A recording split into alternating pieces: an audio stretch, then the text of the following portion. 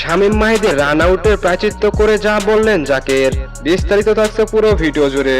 দর্শক, ওয়েস্ট ইন্ডিজের বিপক্ষে আগে 2 ম্যাচে ব্যাট হাতে দুর্দান্ত দুটি ইনিংস খেলা শামীম পাটোয়ারি ও স্বীকৃতি শেষ ব্যাটার শেখ মাহিদের রান আউটের পিছনে দায়টা জাকের আলীর। অল্প সময়ের ব্যবধানে পরপর 2 ব্যাটারকে হারিয়ে বাংলাদেশের বড় পুঁজি পাওয়া নিয়ে দেখা দেয় সংখ্যা।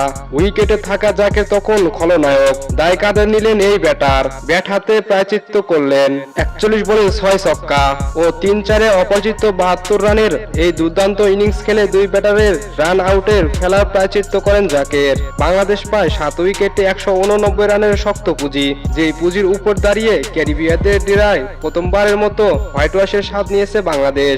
ম্যাচ জিতেছে রেকর্ড 80 রানে, যেখানে জয়নায়ক সেই জাকের। অথচ 15তম ওভারে দ্বিতীয় বলে শামীমের সঙ্গে ভুল বোঝাবুঝিতে 2 রান নিতে গিয়ে রান আউটের শিকার হয়ে সাজঘরে ফিরতে হয়েছিল জাকেরকে। পরে টিভিতে রিপ্লেতে দেখা যায় শামীম ব্যাট ফেলার আগেই স্ট্রাইকিং প্রান্তে দৌড়ে এসে ব্যাট স্পর্শ করেছেন জাকের। তো দর্শক, শামীম মাহিদের রান আউটের প্রায়শ্চিত্ত করে যা বললেন জাকের, এতে আপনাদের মতামত কি জানিয়ে দিন ভিডিওর কমেন্ট বক্সে। ধন্যবাদ।